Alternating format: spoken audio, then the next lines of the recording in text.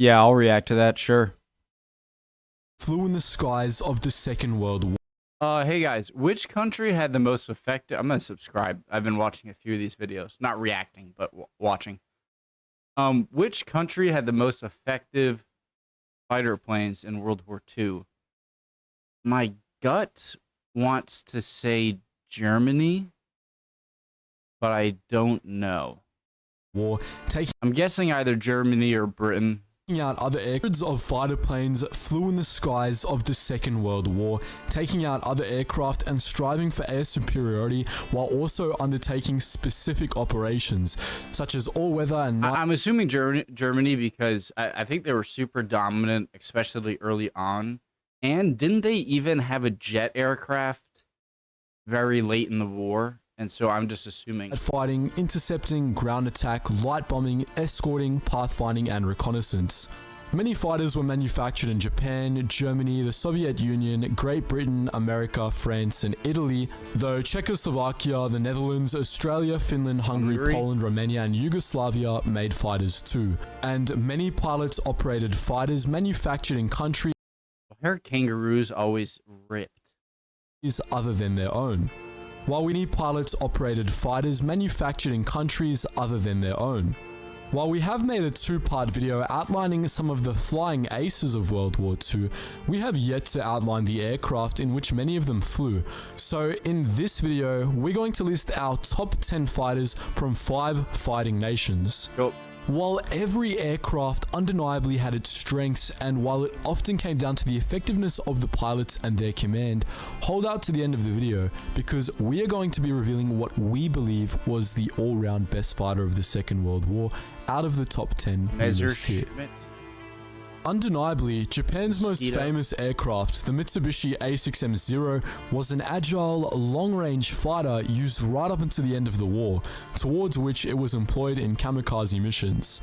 When the Zero was first introduced, it was considered the world's best carrier-based fighter, and it absolutely harried Allied craft, which came nowhere near matching its maneuverability, speed, climb, and range. During those early years, the Zero maintained a formidable kill ratio of 12-1, though as the war dragged on, the Allies manufactured superior fighters, and the Zero, despite the deployment of some newer models, fell behind. With that said, almost 11,000 Zeros were manufactured during the war. So it seems like the Axis nations really had the upper hand on the Air Force at the early stages of the war. With that said, almost 11,000 Zeros were manufactured during the war, and it remained Japan's principal turn and burn dogfighter. The Messerschmitt Bf 109 was a slick aircraft with a powerful engine, and it was one of the most integral fighters in the Luftwaffe, bearing Germany's highest scoring ace, Erich Hartmann, and many other German aces to hundreds of aerial victories. The Bf 109 was initially conceived as an interceptor, but its variants allowed it to carry out a variety of operations, such as bomber escort, light bombing, ground attack, and recon. As a frontline fighter in the early Blitzkrieg operations, the Bf 109 dominated the sky, making good use of its ability to climb higher than other craft and its excellent maneuverability, though in the Battle of Britain, for instance, Bf 109s were used as bomber escorts, and here the craft's limited range saw it falling short of the deadly Spitfire. While the Bf 109 flew up till Germany's capitulation, it was slowly being replaced with the next fighter on our list. With that said, almost 34,000 Bf 109s were manufactured between 1935 and 1945.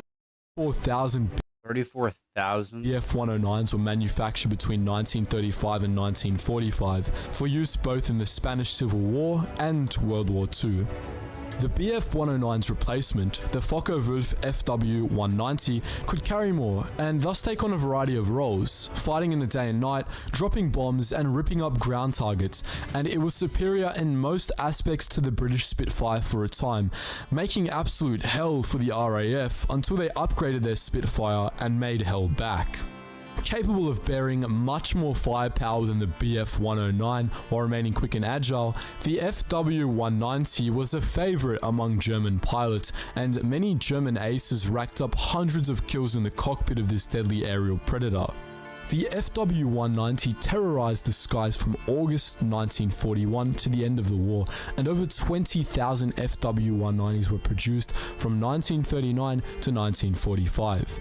If the Axis had These numbers are crazy. Tens of thousands of aircraft built by each nation. Produced from 1939 to 1945. If the Axis had got their hands on this brilliant piece of aircraft earlier in the war, the outcome may have been very, very different. While the Soviet Union's swift, tough Yakovlev Yak-3 fighter didn't enter World War II until June 1944, it certainly made an impact when it did, earning regard as the best dogfighter on the Eastern Front. The Yak-3 could outmaneuver the Bf-109 and FW-190, and it has been considered superior even to the Spitfire and P-51 Mustang. The Yak-3 was easy to fly and very forgiving, and it was exceptionally effective below 13,000 feet or 4 kilometers. Soon after the Yak-3 was brought into the war, on the 16th of June 1944, 18 Yak-3s engaged 24 German craft, taking only one loss for the German loss of 15 aircraft. This ended Luftwaffe operations in the area. Between March 1944 and August 1946 alone, some 4,850 Yak-3s were made. Britain's Supermarine Spitfire is no doubt one of the most famous aircraft of all time, and this is largely due to the craft's involvement in the Battle of Britain, in which it turned the tide, using its superior range to make a mess of the Messerschmitt Bf 109. The craft was easy to fly and incredibly forgiving, and while heavily armed, it was a graceful vehicle indeed. The Spitfire reigned supreme at low altitudes, and when a model was rendered inferior by a novel enemy craft, the Spitfire was upgraded, making it Britain's most produced fighter, with Supermarine producing more than 20,000 between 1938 and 1948. Britain's top-scoring ace, Johnny Johnson, flew in a Spitfire, claiming 38 victories throughout the war.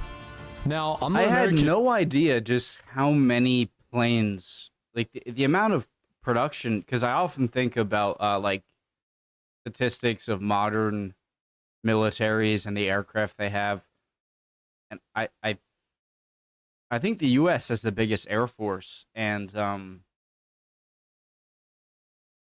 we have something like 20,000 planes, or I'm not exactly sure, but obviously in a giant war, you're gonna produce and produce and produce. These numbers are nuts. But I can't deny that the US produced some of the best aircraft, and the last 5 fighters on this list are all US made. Vought F4U Corsair was crucial to the Allies in the Pacific theater, outclassing the Japanese Zero as a carrier fighter and getting good use as a ground attack fighter as well.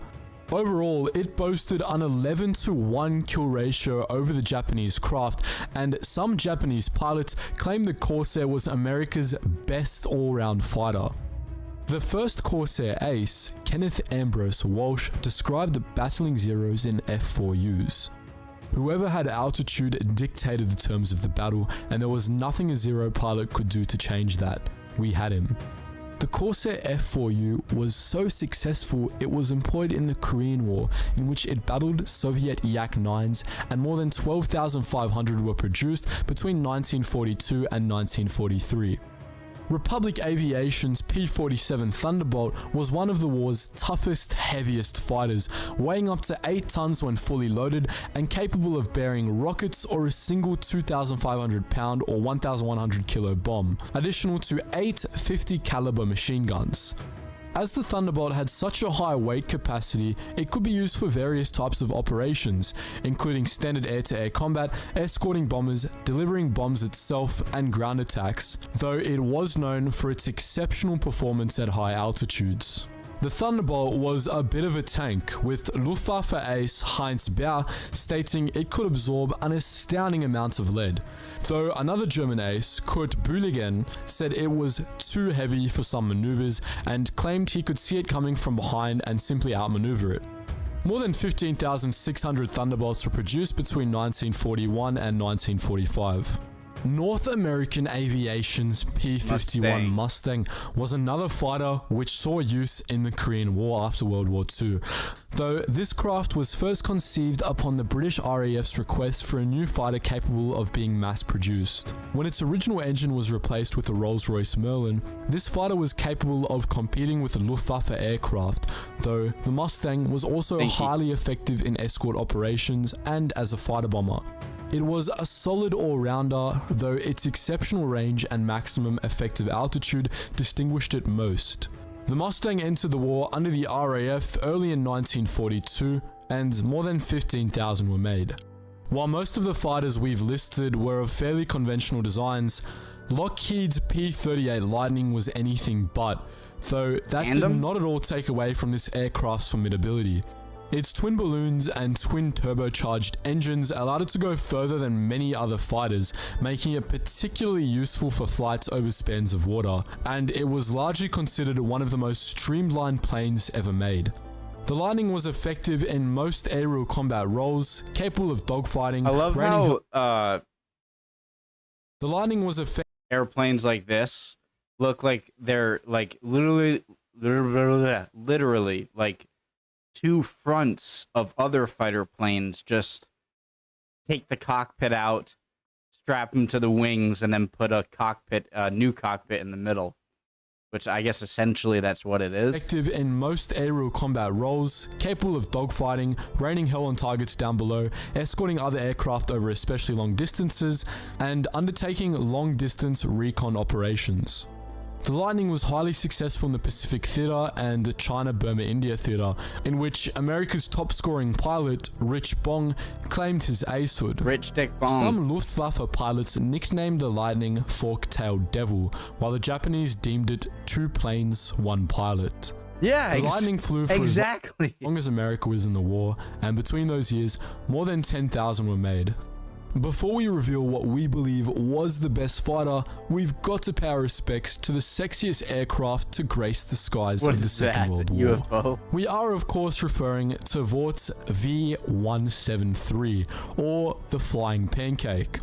As we all know, this craft was designed by E.T. while he was on ketamine, and it was pretty much the focal point of every supposed UFO. I love any Nicolas Cage, like Pickles Cage. He's Nicolas.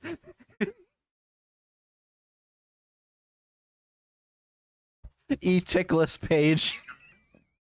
Was on ketamine, and it was pretty much the focal point of every supposed UFO photo between November 1942, when it was made, and March 1947, when it dumped in the Marina Trench to be forgotten by Earthlings and extraterrestrials alike.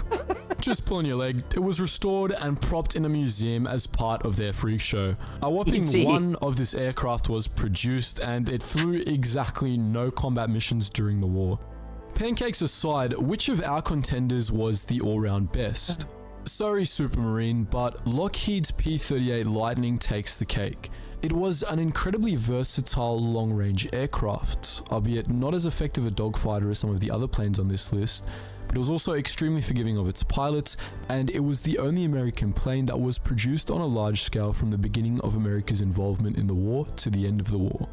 US test pilot Benjamin Scoville Kesley said, "The Lightning would fly like hell, fight like a wasp upstairs and land like a butterfly." And German flying ace Franz Stiegler went as far as to say, "One cardinal rule we never forgot was, avoid fighting the P-38 head-on. That was suicide." But what do you say? Do you disagree that the P-38 Lightning was the all-round best fighter? No, I love the list because a lot of them were American at the end. So I guess I didn't expect that. I don't know why I thought the British or Germans. Do you think any of the aircraft we discuss weren't deserving of a place on our top 10? If so, which fighters would you include in your list? I can safely assume the Kriegsmarine had the N-word pass. No wonder they got the upper hand earlier. Please let us know down in the comments section below, and also be ready for our counterpart video in which we'll reveal our top 10 bombers. Anyways guys, just before you go, please do check out Is there a hidden joke within that joke? Some of the links in the description below. If you want to join our wider history community, interact with other history buffs and myself, then please do join the Discord. As I said, the link is down there in the description box. And if you want to help support the channel more than you already are by watching this video, please do check out the Patreon. Every dollar truly does help contribute to the quality and potentially quantity of the videos we produce in the future. Ooh, what are his ranks? Join the Staff Sergeant. Discord. As I said, the link is down there in the description box. And if you want to help support the channel more than you already are by watching this video, please do check out the Patreon. Every dollar truly does help contribute to the quality and potentially quantity of the videos we produce in the future. So make sure you check that one out as well, guys. Anyways, as always, thank you so much for watching, and I hope you learned something new. Thanks for making. Really cool video, guys. Would appreciate any comments, any answers to any of the questions I had, if I had any. I love the ET Pickles cage.